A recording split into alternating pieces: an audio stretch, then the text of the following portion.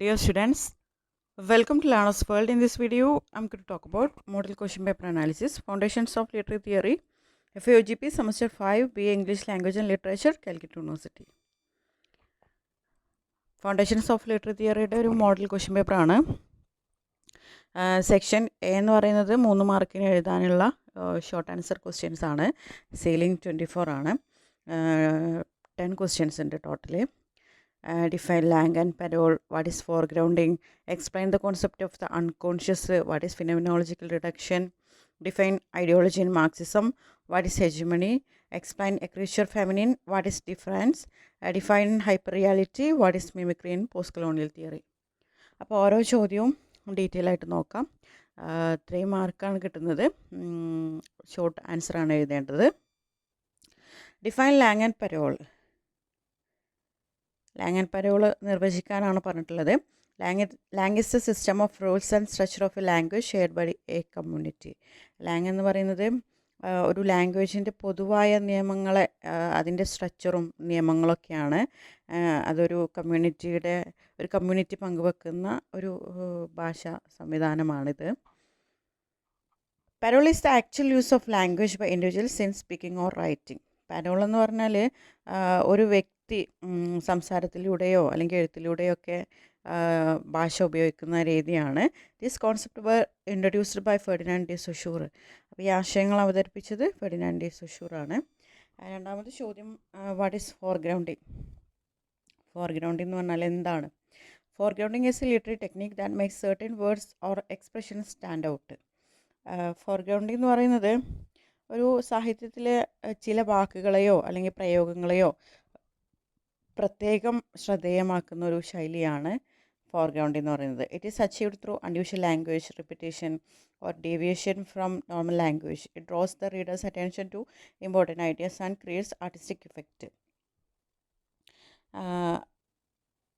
അസാധാരണമായിട്ടുള്ള ഭാഷ, അതുപോലെ ആവർത്തനം, സാധാരണ ഭാഷയിൽ നിന്നുള്ള വ്യതിയാനം എന്നിവയിലൂടെയാണ് ഈ ഫോർഗ്രൗണ്ടിങ് സൃഷ്ടിക്കപ്പെടുന്നത്. ഇതിലൂടെ വായനക്കാരൻ്റെ ശ്രദ്ധ ഒരു പ്രധാന ആശയങ്ങളിലേക്ക് ആകർഷിക്കുകയും ഒരു ആർട്ടിസ്റ്റിക് ബ്യൂട്ടി സൃഷ്ടിക്കുകയൊക്കെ ചെയ്യുന്നുണ്ട്. Explain the concept of unconscious.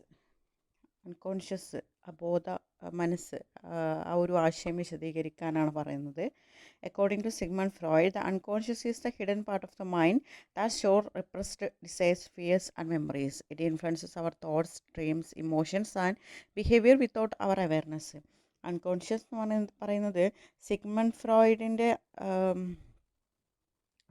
അഭിപ്രായത്തിൽ അൺകോൺഷ്യസ് എന്നത് നമ്മുടെ മനസ്സിൻ്റെ മറഞ്ഞിരിക്കുന്ന ഭാഗമാണ്. Hidden part of the mind. അതിൽ നമ്മുടെ അടിച്ചമർത്തപ്പെട്ട ആഗ്രഹങ്ങളുണ്ടാകും, അതുപോലെ നമ്മുടെ ഉള്ളിലുള്ള ഭയം ഉണ്ടാവും, ഓർമ്മകളുണ്ടാകും. ഇതിനെയാണ് അൺകോൺഷ്യസ് മൈൻഡ് എന്ന് പറയുന്നത്. നമ്മളറിയാതെ തന്നെ നമ്മുടെ ചിന്തകളെയും സ്വപ്നങ്ങളെയും വികാരങ്ങളെയും ഇത് സ്വാധീനിക്കുന്നുണ്ട്. അടുത്ത ചോദ്യം, what is phenomenological reduction. Phenomenological reduction എന്താണ്?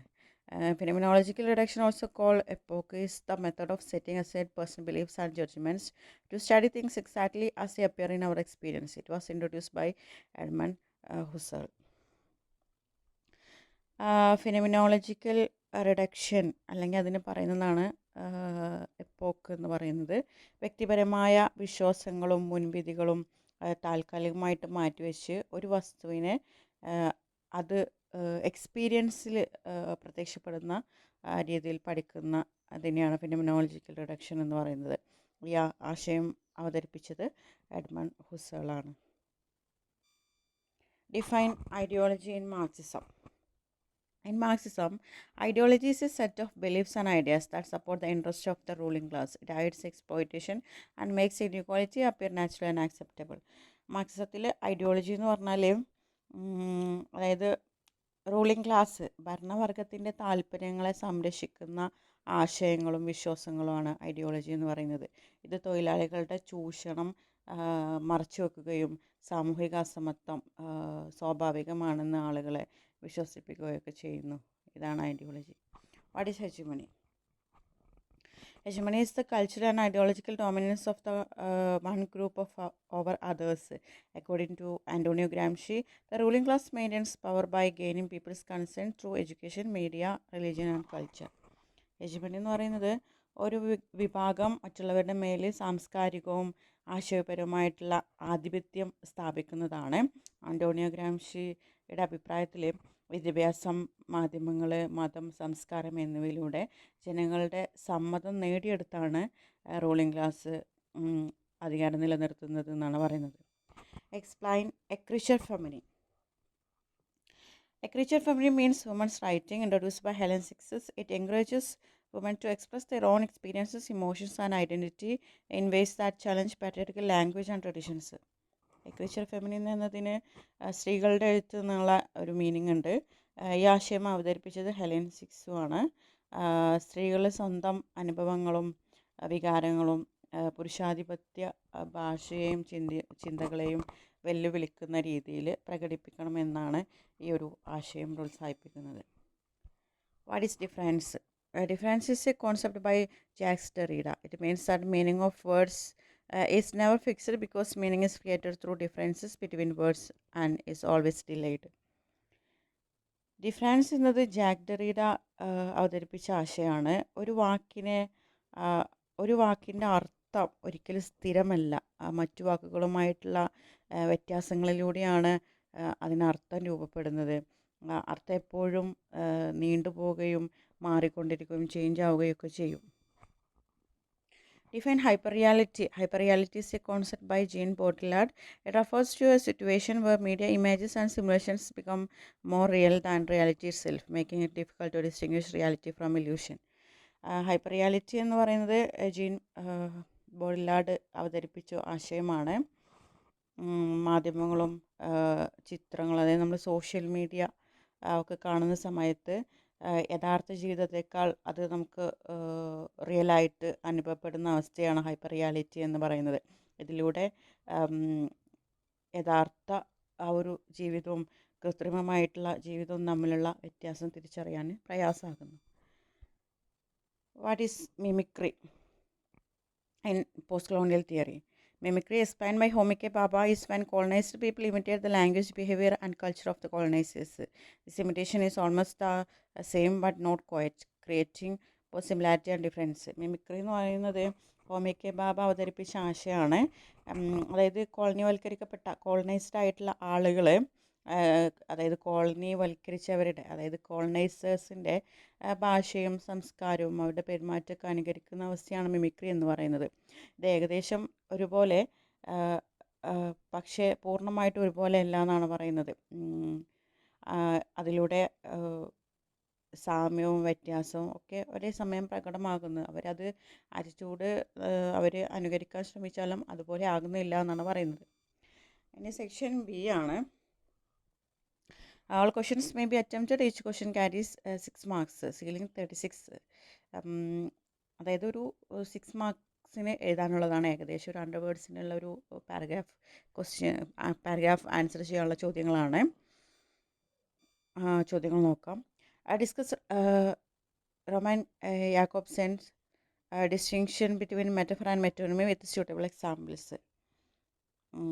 റോബിൻ യാക്കോബ്സൻ്റെ മെറ്റഫർ, മെറ്റോണിമി എന്നീ ആശയങ്ങൾ ഉദാഹരണങ്ങളോടെ വിശദീകരിക്കാനാണ് പറഞ്ഞിട്ടുള്ളത്. Roman Jacobson explained that language works through two main principles, metaphor and metonymy. Metaphor is based on similarity, while metonymy is based on association. In metaphor, one thing is compared to another, such as time is a thief. Roman Jakobson distinguish ചെയ്തിട്ടുള്ള 2 ടേംസാണ് മെറ്റഫറും മെറ്റോണിമിയും. Metaphor എന്ന് പറയുന്നത് അതായത് വ്യത്യാസങ്ങളല്ല, similarity, സാമ്യത കാണിക്കുന്നതാണ് metaphor. Metonymy എന്ന് പറയുന്നത് ഒരു association, ഒരു ബന്ധം കാണിക്കുന്നതാണ്. മെറ്റഫർ എന്ന് പറയുന്നത് സിമിലാരിറ്റി അടിസ്ഥാനമാക്കിയുള്ള താരതമ്യമാണ്. അതിന് ഉദാഹരണം ഇതിൽ പറയുന്നുണ്ട്. ടൈം ഈസ് എ തീഫ് എന്ന് പറയുന്നുണ്ട്. In metonymy, one thing represents another closely connected thing, such as the White House announced, where the White House means the US government. Metonymy എന്ന് പറയുന്നത് അസോസിയേഷൻ അടിസ്ഥാനമാക്കിയിട്ടുള്ള പ്രയോഗമാണ്. The white house announced. ഇവിടെ white house എന്ന് പറയുന്നത് American ഗവൺമെൻറ്റിനെ സൂചിപ്പിക്കുന്നുണ്ട്. Jacobson believed that poetry merely uses metaphor because it creates imaginative meanings, while realistic writing often uses metonymy because it connects related ideas. അപ്പോൾ യാക്കോബ്സൺ പറയുന്നത് പോയട്രിയിൽ metaphor കൂടുതലായിട്ട് ഉപയോഗിക്കുന്നു, കാരണം അത് സൃഷ്ടിപരമായിട്ടുള്ള അർത്ഥങ്ങൾ നൽകുന്നു. അതുപോലെ യഥാർത്ഥ സാഹിത്യത്തിൽ റിയലിസ്റ്റിക് റൈറ്റിങ്ങിൽ കൂടുതലായിട്ടും മെറ്റോണിമിയാണ് ഉപയോഗിക്കുന്നത്, കാരണം അത് പരസ്പരം ബന്ധപ്പെട്ട ആശയങ്ങളെ അവതരിപ്പിക്കുന്നു. Example Lacan's concept of the mirror stage and its role in the formation of identity. ലക്കാൻ്റെ മിറർ സ്റ്റേജ് എന്ന ആശയവും അത് വ്യക്തിത്വ രൂപീകരണത്തിൽ വഹിക്കുന്ന പങ്കും വിശദീകരിക്കാനാണ് പറയുന്നത്. Jacques Lacan's mirror stage occurs when a child recognise its reflection in a mirror usually between 6 and 18 months. അപ്പോൾ ജാക്ക് ലക്കാൻ്റെ അഭിപ്രായത്തിൽ 6 മുതൽ 18 മാസം വരെ പ്രായമുള്ള ഒരു കുട്ടി കണ്ണാടിയിൽ സ്വന്തം പ്രതിബിംബം തിരിച്ചറിയുന്ന ഘട്ടമാണ് മിറർ സ്റ്റേജ് എന്ന് പറയുന്നത്. The child identifies with the complete image and begins to develop a sense of self. അത് ഈ സമയത്ത് കുട്ടി സ്വന്തം പ്രതിബിംബവുമായിട്ട് സ്വയം തിരിച്ചറിയുകയും ഞാൻ ഐ ആം എന്ന ബോധം രൂപപ്പെടുകയൊക്കെ ചെയ്യുന്നുണ്ട്.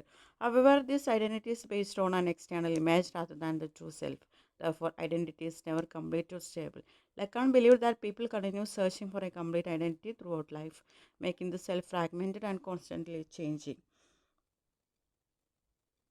അതായത് അതിൽ ലക്കാൻ പറയുന്നുണ്ട്, ഈ വ്യക്തിത്വം ഒരു യഥാർത്ഥമായിട്ടുള്ള ഒന്നല്ല എന്ന് പറയുന്നുണ്ട്. ഈ കുട്ടി കണ്ടെത്തുന്ന ആ ഒരു ട്രൂ സെൽഫ് എന്ന് പറയുന്നത് അത് പുറമേയുള്ള ഒരു ചിത്രത്തെ അടിസ്ഥാനമാക്കിയിട്ടുള്ളതാണ്. അതായത് കുട്ടി കണ്ണാടി നോക്കുന്ന സമയത്ത് കാണുന്ന ആ ഒരു ചിത്രത്തെ അടിസ്ഥാനമാക്കിയിട്ടുള്ളതാണ്, അത് ട്രൂ സെൽഫ് അല്ല. അതിനാൽ വ്യക്തിത്വം ഒരിക്കലും പൂർണ്ണമായിട്ടോ അല്ലെങ്കിൽ സ്ഥിരതയുള്ളതായിട്ടോ നമുക്ക് പറയാൻ കഴിയില്ല. അതുപോലെ ലക്കാൻ പറയുന്നുണ്ട്, ജീവിതകാലം മുഴുവൻ മനുഷ്യൻ പൂർണ്ണമായ വ്യക്തിത്വം അന്വേഷിച്ചു കൊണ്ടിരിക്കുന്നു എന്ന് പറയുന്നുണ്ട്. Analyze alienation under capitalism with reference to Marxist theory. Marxist സിദ്ധാന്തത്തിൻ്റെ അടിസ്ഥാനത്തിൽ ക്യാപിറ്റലിസത്തിലുള്ള ഏലിയനേഷൻ വിശകലനം ചെയ്യാനാണ് പറഞ്ഞിട്ടുള്ളത്. Karl Marx argued that capitalism causes workers to become alienated. Karl Marx ഇതിൽ അഭിപ്രായപ്പെടുന്നുണ്ട്, ക്യാപിറ്റലിസം മുതലാളിത്ത വ്യവസ്ഥ തൊഴിലാളികളെ ഏലിയനേഷനിലേക്ക് എത്തിക്കുന്നുണ്ട്.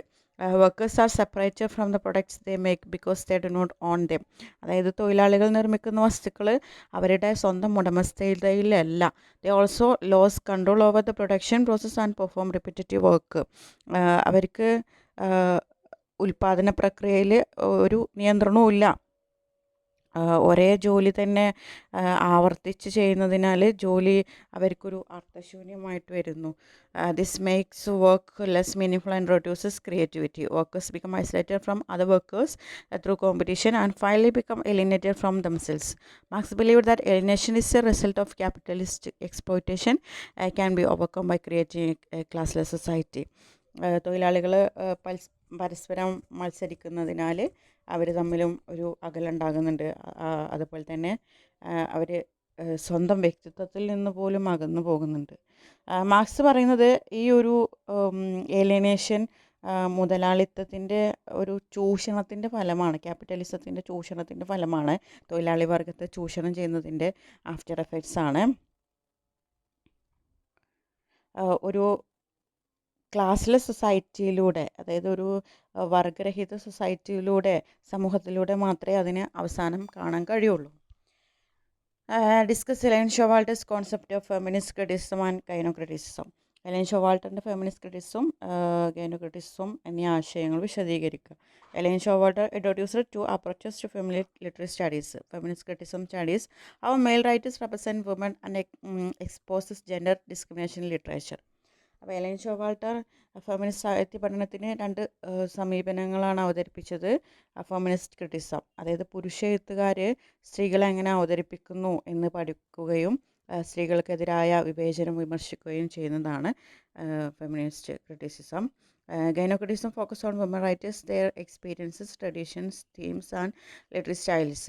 Instead of only criticizing male writing, gynocratism built a separate tradition of women's literature. Both approaches promote gender equality and recognize women's contributions to literature.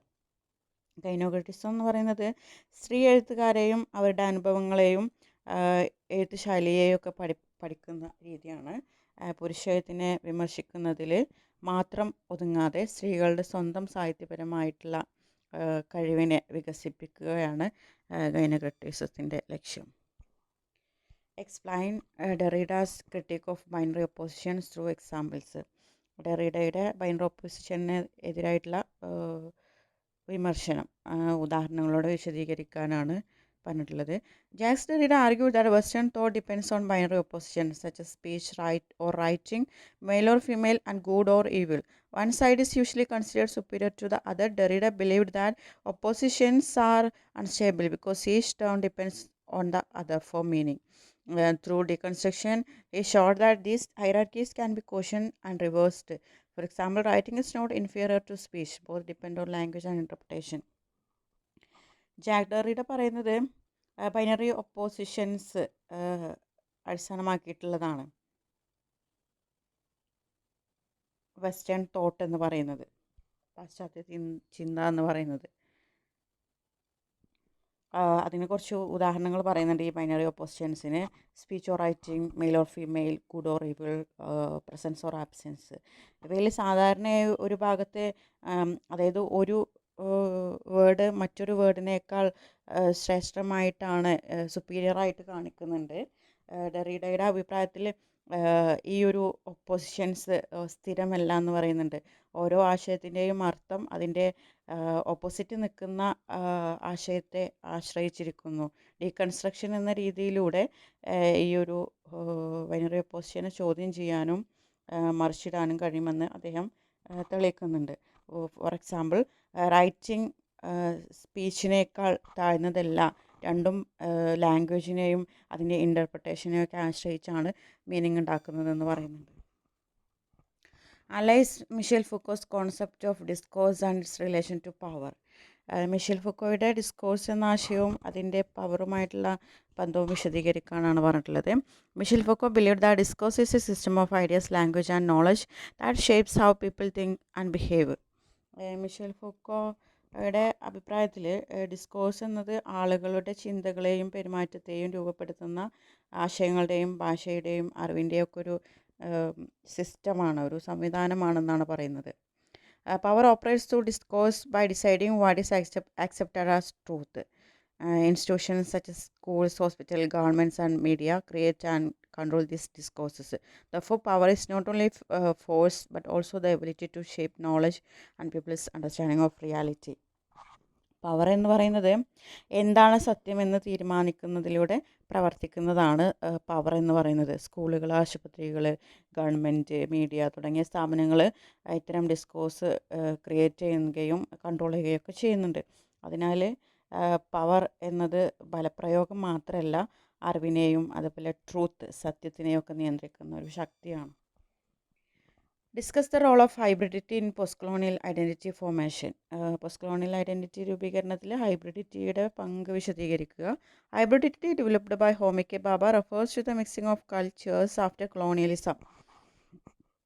ഹൈബ്രിഡിറ്റി എന്ന ആശയം അവതരിപ്പിച്ചത് ഹോമി കെ ഭാഭയാണ്. കൊളോണിയൽ ഭരണത്തിന് ശേഷം പ്രാദേശിക സംസ്കാരവും കോളനിവൽക്കരിച്ചവരുടെ സംസ്കാരവും കൂടിച്ചേരുന്നതാണ് ഹൈബ്രിഡിറ്റി എന്ന് പറയുന്നത്. Colonized people combine local tradition with the culture of colonizers, creating new identities. The hybrid identities are neither completely native nor completely colonial. Hybridity challenges ideas of cultural purity and shows that identity is flexible and constantly changing.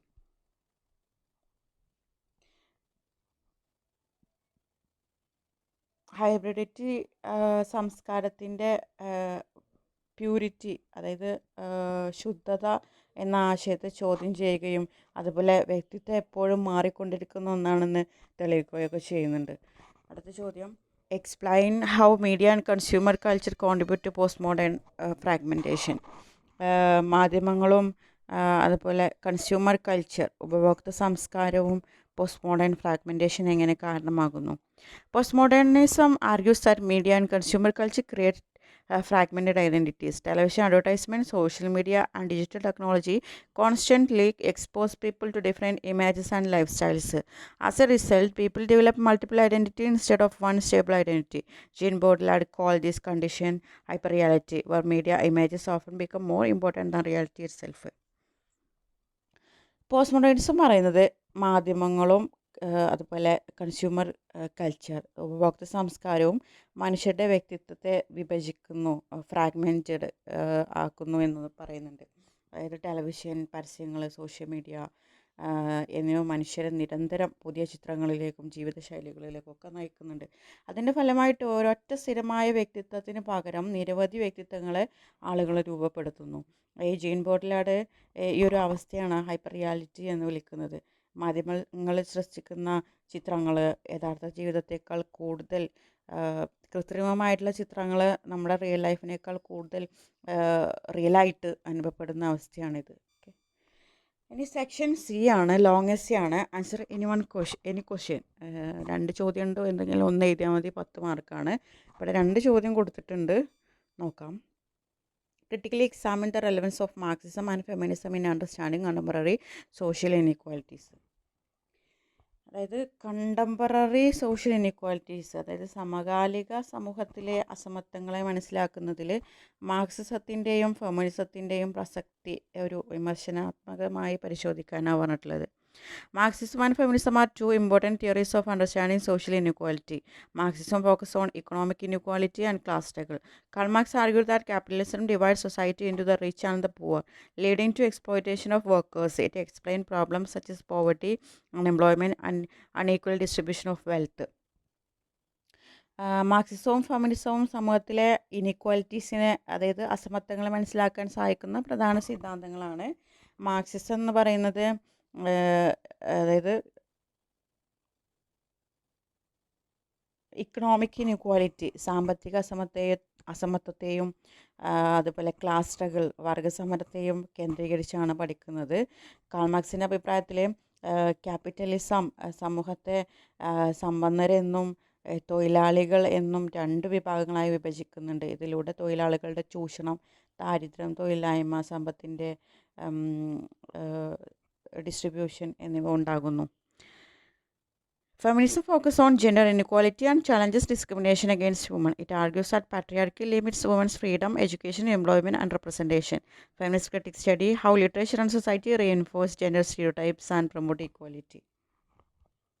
Feminism എന്ന് പറയുന്നത് സ്ത്രീകൾ നേരിടുന്ന ലിംഗവിവേചനത്തിൻ്റെയും അസമത്വത്തിനെയൊക്കെ കുറിച്ചിട്ട് പഠിക്കുന്നതാണ്.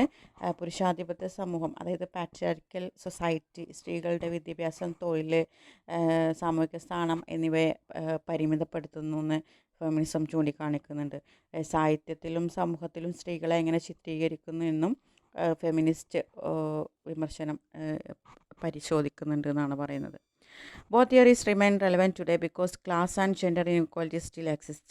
Women often face unequal pay, limited opportunities, and violence, while economic inequality continues to increase. Modern scholars also combine Marxism and feminism to study how class and gender work together to create oppression. Thus, both theories help us understand and challenge social injustice in the contemporary world. ഇന്നും ഈ 2 സിദ്ധാന്തങ്ങളും വളരെ പ്രസക്തമാണ്. കാരണം സാമ്പത്തിക അസമത്വവും ലിംഗാസമത്വവും ഇന്നും സമൂഹത്തിൽ നിലനിൽക്കുന്നുണ്ട്. സ്ത്രീകൾ ഇന്നും തുല്യവേതനത്തിനും അവസരങ്ങൾക്ക് വേണ്ടിയിട്ട് പോരാടുകയാണ്. അതുപോലെ തന്നെ സാമ്പത്തിക വ്യത്യാസങ്ങളും വർദ്ധിച്ചു കൊണ്ടിരിക്കുന്നു.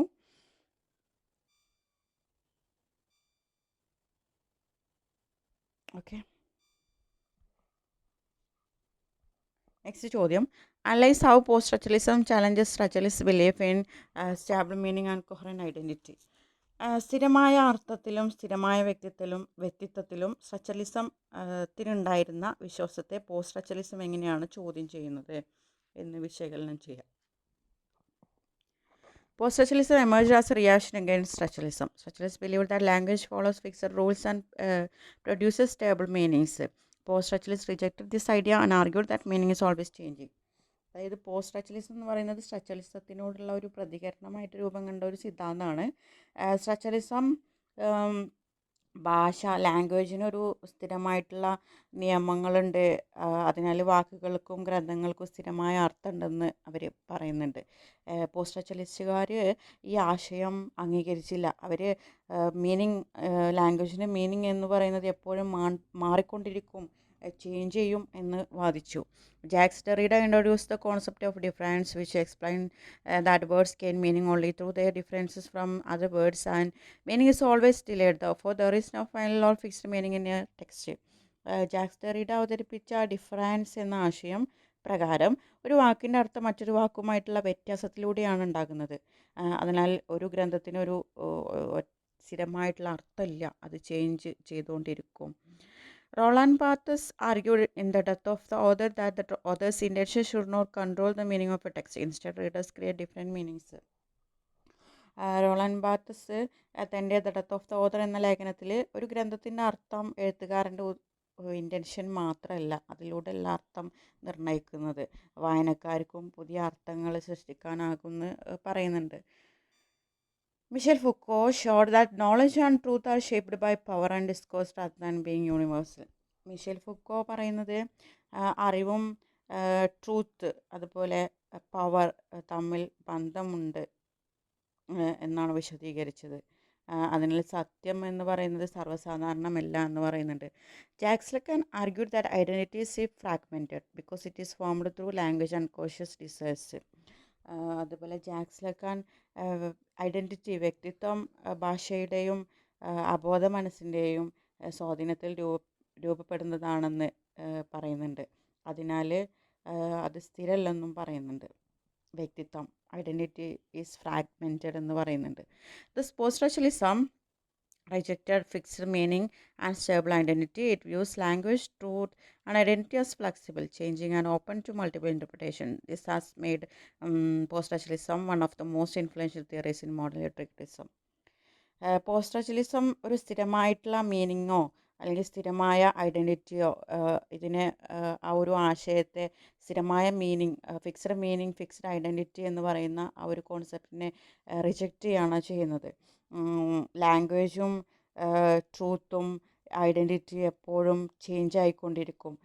ഒരു ലിറ്റററി ടെക്സ്റ്റിന് പല ഇൻ്റർപ്രിട്ടേഷൻസും പല വ്യാഖ്യാനങ്ങളും സാധ്യമാണ് എന്ന് പോസ്റ്റ് സ്ട്രക്ചറലിസം വ്യക്തമാക്കുന്നുണ്ട്. അതുകൊണ്ട് തന്നെ പോസ്റ്റ് സ്ട്രക്ചറലിസം ആധുനിക സാഹിത്യ വിമർശനത്തിലെ ഏറ്റവും സ്വാധീനമുള്ള സിദ്ധാന്തങ്ങളിൽ ഒന്നായി